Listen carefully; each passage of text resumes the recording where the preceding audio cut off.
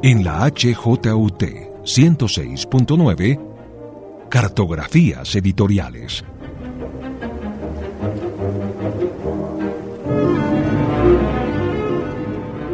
Presenta y dirige María Elvira Jaramillo.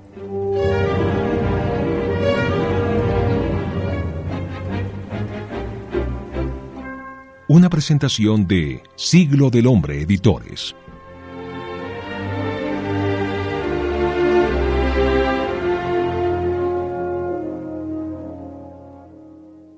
Hay libros para leer en un parque, al lado del mar o al borde de la piscina. Pero también hay otros libros, unos que nos sacan de ahí, que son perfectos para bajarse de la hamaca, para retomar la actividad, los horarios, las agendas. Son libros para ponerse en acción, para enfrentarnos a la vida. Hoy conoceremos 5 historias con la capacidad de botarnos a la rutina con una cachetada fatal.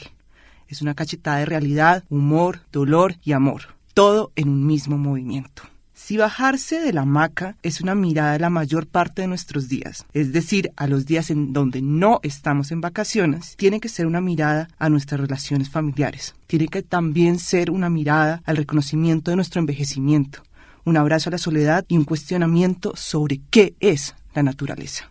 Y en esas discusiones internas, llenas de silencios, nos descubriremos en las voces de personajes de recorridos poco planeados. Personajes que se mueven entre la ilusión de encontrar certezas y el castigo o el premio de las búsquedas fallidas. Bienvenidos a un recorrido por la pregunta de cómo enfrentar las voces de la rutina. Cómo ocupar un lugar, cómo ser hija, madre, amiga, nieta, ciudadana. Bienvenidos a una nueva conversación con los libros del Grupo Contextos. Este es el llamado de las voces de la cotidianidad. Periférica, Libros del Asteroide, Nórdica, Impedimenta y Sexto Piso. Serán sus historias los dispositivos para caminar, para movernos en una ruta que no tiene escapatoria. La vida. La vida que tiene muchas formas de caminar, muchos sonidos y muchos tonos. Pero en este capítulo de Cartografías Editoriales será nuestro amigo Diego Felipe González Gómez el responsable de armar este movimiento y este viaje. Diego Felipe es el representante del Grupo Contexto en Colombia, de las 5 editoriales que hablaremos hoy. Felipe es gestor y divulgador, periodista cultural, profesor e historiador. Y además está cursando la maestría de estudios editoriales del Instituto Caro y Cuervo. Hola Felipe, bienvenido a este programa, bienvenido a un programa de voces de la cotidianidad. Hola María Elvira, hola a todos los que nos están escuchando. Y sí, no es volver a arrancar el año, eso que a veces cuesta volver a leer a la cotidianidad, entonces hoy queremos darles como libros que lo acompañen a uno en esa puesta en marcha otra vez de las lecturas, de entender el día a día, qué es eso, ¿no? Que es también lecturas que nos ayuden a entender, a ponerle fin a esa gran paréntesis que son las vacaciones. Bueno, y en este viaje, la gran metáfora que hemos construido es bajarnos de la hamaca, ¿verdad? Eso se puede hacer de muchas formas y a partir de muchas voces. Pero si tú tuvieras que decirle hoy a las personas cuál es el propósito de este viaje, más allá de volver a la rutina, ¿qué le podrías decir? O sea, ¿a qué se tienen que preparar y cómo vamos a ir en ese viaje si vamos a viajar en algún tipo de medio de transporte? Bajarse la hamaca no se puede caer de un golpezote o tranquilo. Creo que aquí los libros son para las dos, ¿no? Hay libros que los sacuden a uno, pero también hay libros muy cariñosos y con sentido del humor, ¿no? Como que hasta en los peores momentos uno le puede sacar una risa a algo y eso a veces sirve. Y creo que todos estos libros se pueden como andar en bicicleta un poco. Entonces volvemos a la rutina, pero con un medio de transporte más amigable a la naturaleza. Exacto. Y que nos permite ver más, ¿no? También. Entonces, ¿con qué libro vamos a empezar? ¿Con qué autor también? Vamos a empezar con uno de los libros, y es un autor que cada vez me gusta más, Eduardo Halfon, y esta vez él viene con un libro que se llama Canción, ¿no? Es una historia familiar como todas sus historias en gran medida. Detrás del libro, y ahí los dejo como con esa duda del título, hay un misterio, ¿no? O sea, Canción uno diría, bueno, aquí me va a contar la historia de alguna música, ¿no? Pero detrás de eso uno va entendiendo qué es la canción, y yo creo que es al ritmo que se entiende probablemente en Centroamérica, Guatemala en su caso, pero podría ser toda América Latina, ¿no? Este libro es bonito porque arranca con un Eduardo Halfon de los muchos que existen en sus libros en un congreso sobre escritores libaneses en Japón, siendo que él ni es libanés, tiene antepasados, pero nunca ha reflexionado sobre eso, y a partir de ahí él empieza a preguntarse, ¿yo por qué estoy aquí, no? Y ese por qué es una investigación, es su familia, y este libro es sobre uno de sus familiares es secuestrado, ¿no? Y él lo va a entender a través de toda esta reflexión que lo acerca del Líbano, de su pasado, qué es su historia, ¿no? ¿Qué es Guatemala? Yo creo que también es el libro donde por primera vez entra, digamos, en la historia política de su país y nos habla de violencia, corrupción en todos los sentidos, ¿no? Políticos, pero hasta el día a día, y del perdón, ¿no? Y de la memoria como un ejercicio también de perdón frente a todo, ¿no? Y es raro porque va a proponer en esta escala un cuchillo de carnicero, ¿no? Eso es lo que tenemos que cargar en esta mochila, porque eso es lo que nos ayudará a entender todo esto que les digo de que hay detrás de la historia también tan compleja de un país como Guatemala. Yo creo que ese libro hace parte de un gran rompecabezas que se ha planteado este autor, Eduardo Halfon o Signor Holfman o sí. Halfon. Bueno, estoy diciendo un montón de nombres con los que de alguna manera uno puede reconocer este autor, que lo que hace es proponernos esos personajes que buscan cosas que no saben muy bien qué es, ¿no? Entonces, precisamente el título del libro, Canción, es un juego un poco a eso, cómo se le plantea al lector unos suspensos que vamos a ver cómo se resuelven, y se resuelven a veces en la búsqueda interna más allá de la externa, ¿no? Exacto, ¿no? Y es cuando uno entiende quién es Canción o qué es Canción, hay todo un descubrimiento y como una reconciliación de uno también como lector. Por eso este libro me parece muy bonito. Seguro muchos compartimos con la familia y no sabemos qué fue lo que sentimos, ¿no? Y ahora es como, bueno, esto puede ser. Hamaca. Y nos bajamos de la hamaca a la rutina, a la cotidianidad, porque ahí, en esos momentos, es donde las verdaderas preguntas de nuestra vida empiezan a florecer, como por ejemplo la pregunta del origen, de la identidad, de cuál es mi país, de cuál es la historia que me rodea, más allá del territorio donde nací, sino también que hace parte de nuestra herencia genética y herencia cultural. Por eso hablamos de canción, para hablar de esos momentos y esas preguntas sobre nuestra identidad. Ahora, Felipe, en esta bicicleta donde acabamos de meter un cuchillo de carnicero para resolver un misterio, ¿qué pasa? ¿A dónde nos vas a llevar?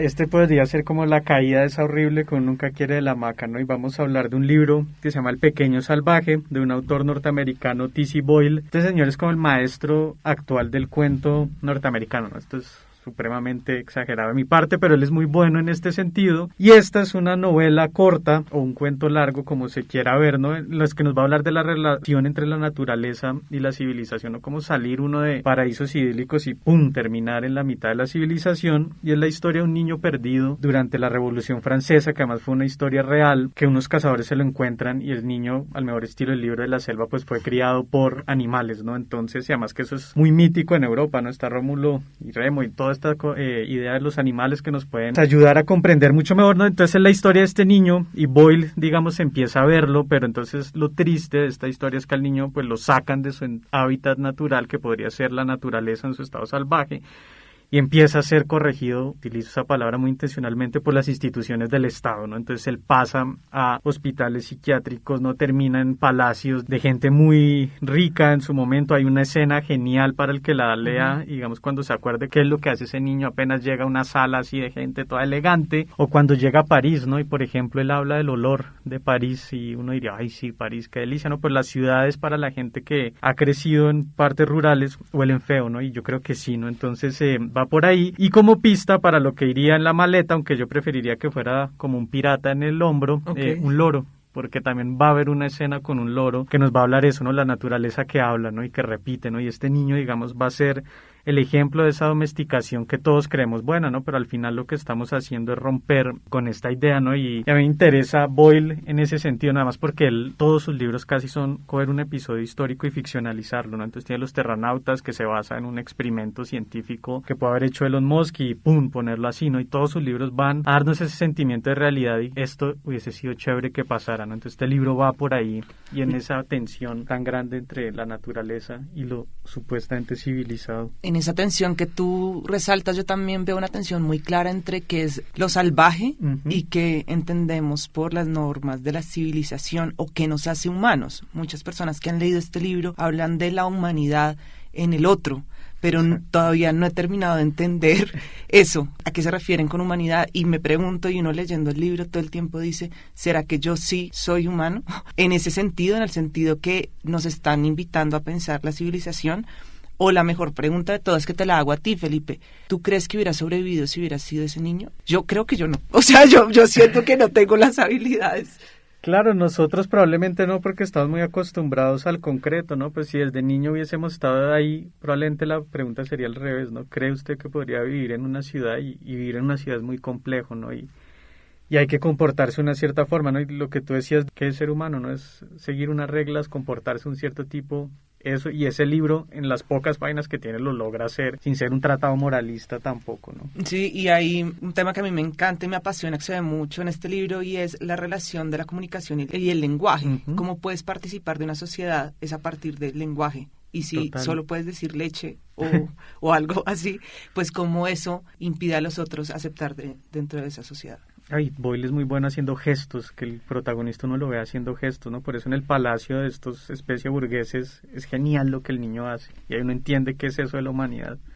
Bueno, Felipe, esa es una pregunta que sería rara cuando uno piensa cómo hay que volver a la rutina, porque de hecho nos estamos alejando de la naturaleza para volver a las ciudades. Pero es una pregunta que nos interpela porque pues somos naturaleza. Uh-huh. Y en ese sentido, si seguimos con esas voces de la cotidianidad, ya llevamos el loro, el cuchillo del carnicero, y ahora ¿qué más tenemos que echar? ¿Y a qué otro libro nos vas a llevar? Ahora como un objeto de anticuario, ¿no? Siendo que si uno lo mira en la historia es relativamente nuevo, una máquina contestadora, ¿no? Creo que ya nadie tiene eso hoy en día en su casa. Yo creo que de mis vagos recuerdos de infancia era ver si había un mensajito en esas máquinas, ¿no? Y repetirlo, y la emoción de grabar un mensaje que por lo general eran muy ridículos, pero estaba ahí, ¿no? Entonces esto para hablar de un libro que es, yo creo, de la definición de un libro que es ternura en cada una de sus páginas, ¿no? Se llama Llamadas de Mamá, de Carol Pipe, o mejor dicho, ella es una autora francesa de la editorial Sexto Piso, y es un libro de toda esta secuela de relaciones madre-hija, ¿no? Pero esta, a diferencia de muchos, opta por el humor para hablar de esta relación que puede ser tan compleja, ¿no? En este libro ronda la muerte, por ejemplo, ¿no? La depresión, pero se toma con humor sin banalizarlo, ¿no? Sin hacer chistes pendejos, porque la autora lo hace muy bien al estructurar el libro como llamadas perdidas de la mamá a su hija, ¿no? Entonces uno en este libro solo escucha a la mamá que le deja todo tipo de mensajes a la hija, ¿no? La mamá es súper intensa, la llama varias veces al día, la puede llamar muy contenta, a los 2 minutos muy brava, y vuelve y le pide perdón, pero todo lo escuchamos a partir, digamos, de como si fuéramos la hija, poniendo esa máquina de contestar a sonar, ¿no? Y es algo que nos va a hablar también de ella, contándole su día cada día, ¿no? Hoy hice esto y no hice nada, ¿no? Y además la mamá se está enfrentando a la vejez, ¿no? ¿Qué es amar en la vejez, no? Entonces ella dice, me siento ridícula amando ahora a alguien, ¿no? Pero es lo que me hace querer pararme, ¿no? O me estoy sintiendo mal, ¿no? Me diagnosticaron cáncer, entonces ¿cómo hago, no? Pero aparte de eso tengo depresión, y ahí uno va viendo esa vida cotidiana y cómo la mamá le hace frente a eso, ¿no? Y cómo la hija, que es un personaje que no habla, uno la va entendiendo también a partir de esas llamadas que no están, porque hay llamadas que sí se dan, que uno como lector nunca ve, ¿no? Entonces me parece muy chévere, porque en época de WhatsApp y todas estas redes escritas, llamar se está volviendo cada vez más extraño, ¿no? Y entonces escuchar esto a mí me parece genial. Tiene algo que los libros pocas veces logran, ¿no? Soltarle a uno una carcajada en un momento que uno dice, porque estoy riendo, pero qué bueno que me esté riendo de esto. Bueno, ahí hay varias cosas sobre la risa. Por un lado, yo creo que hay un autorreconocimiento de una situación familiar, que no somos ajenos a que nos suceda algo así, o no somos ajenos a ser ella la persona que deja los mensajes, ¿no? En momentos de soledad y de ansiedad, muchos hemos desbordado a los otros a partir de mensajes, correos, preguntas, en fin, creo que la risa también es eso, reconocerse en ese personaje. Pero cuando tú decías como en momentos de WhatsApp, pues yo sí lo veo muy actual, si le haces el símil a las notas de voz. Sí, notas de voz de 5 minutos, 3 minutos seguido de otra y nadie te contesta, pero tú sigues mandando notas de voz. Sí, iba a decir eso, ¿no? Que este libro le encantaría a los que hacen podcast por WhatsApp, ¿no? Entonces, porque es eso, ¿no? Es dejar mensajes casi al aire, pero es muy bonito porque uno va viendo lo complejo que son las relaciones y qué es sentir la vejez llegar. Vamos en bicicleta porque las bicicletas nos permiten ver todo, reconocer toda nuestra vida más allá de las vacaciones. Por eso este es un viaje también para bajarse de la hamaca y para enfrentarnos a nuestra cotidianidad, a las rutinas y a las preguntas que nos preocupan. Ahí también están las relaciones personales, las relaciones con la mamá, la ansiedad, la soledad, el envejecimiento.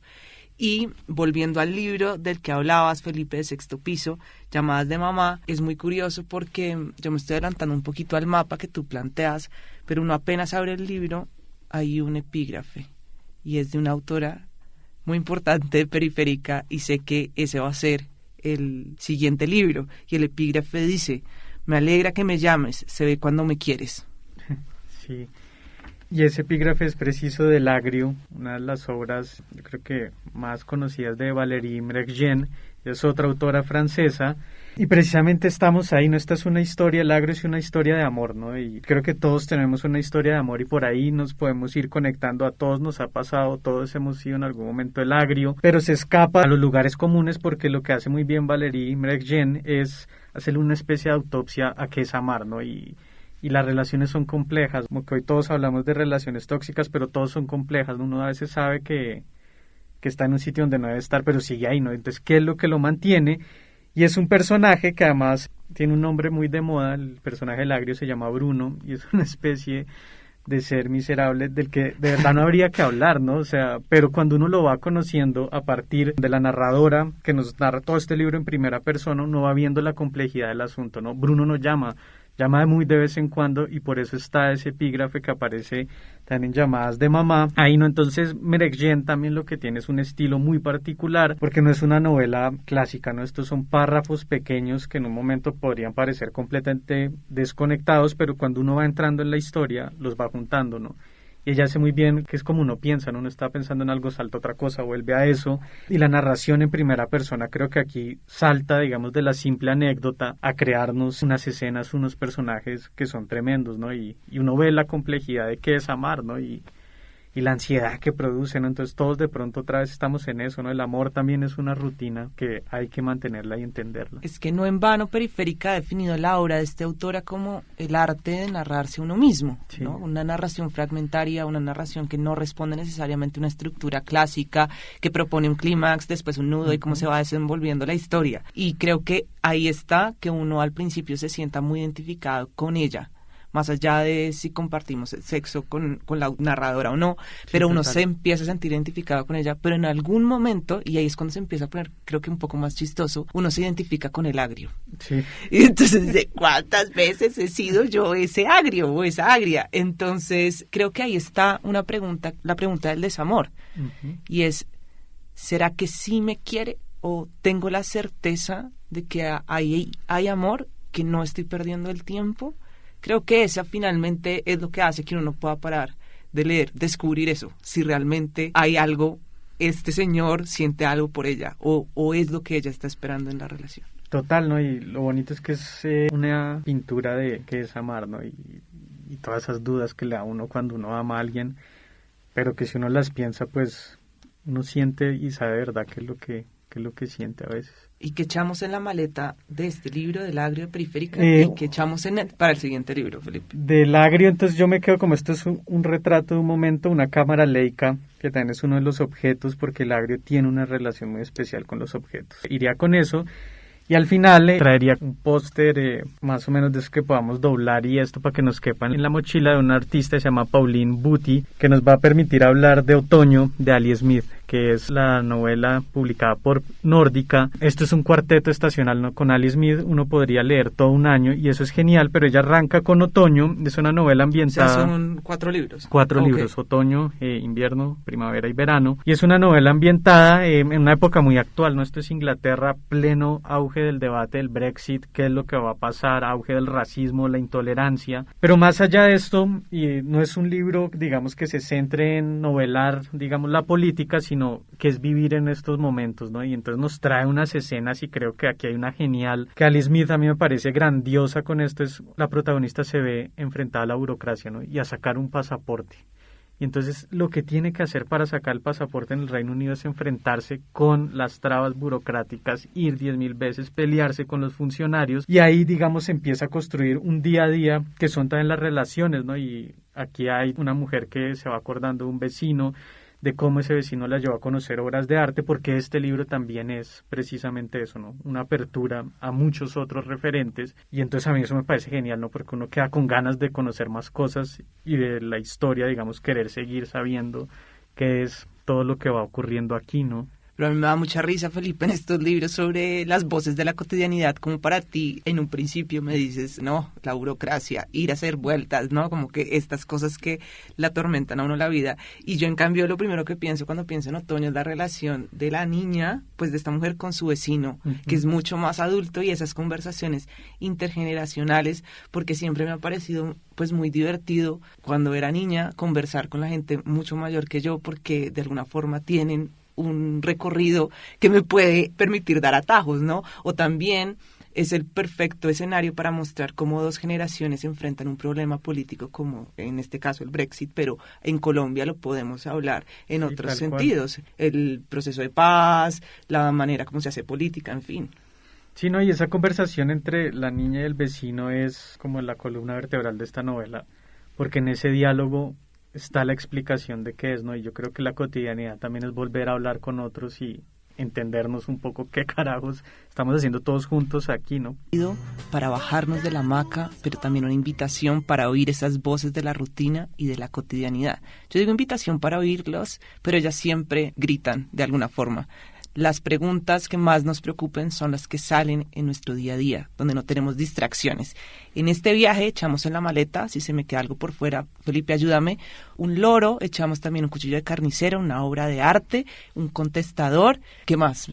Una cámara Leica. La cámara para retratar el momento. Pero más allá de esos objetos que nos devuelven a la cotidianidad, hablamos de 5 libros. Entonces, para que los tengan presente, primero hablamos del Pequeño Salvaje, publicado por Impedimenta. Después hablamos de Canción, de Libros del Asteroide. Seguimos con Llamadas de Mamá de Sexto Piso, El Agrio, publicado por Periférica. Y finalmente, Otoño, publicado por Nórdica.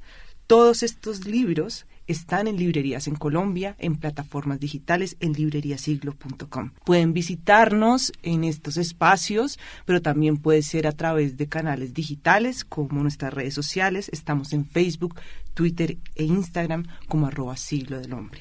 Hay muchos libros, estos son 5, pero cada uno podría construir su propia forma de bajarse de la hamaca. Si quieren conocer otras aventuras del Grupo Contexto, pueden buscar nuestro podcast Cartografías Editoriales. Estamos en las plataformas más populares, Apple Podcast, Spotify, Deezer. En esos viajes con contexto hemos hablado de muchos temas, este es solo uno, pero también hemos hablado de elecciones en Estados Unidos, de libros sobre libros, de envejecimiento, en fin. Pueden encontrar y enamorarse de muchos de estos libros. Felipe, y a ti, gracias por diseñar este recorrido de libros para bajarse de la hamaca y para volver a nuestra rutina. Gracias a todos los que nos escuchan, y estos también son libros muy breves que ayudan a arrancar y hacer la tarea de volver a leer más amena. Nos vemos en un próximo recorrido, en un nuevo reto editorial.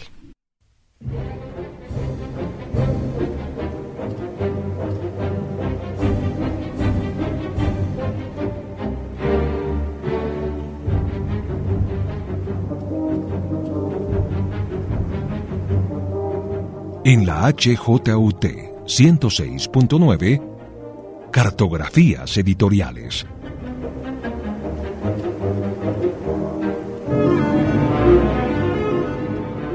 Presenta y dirige María Elvira Jaramillo.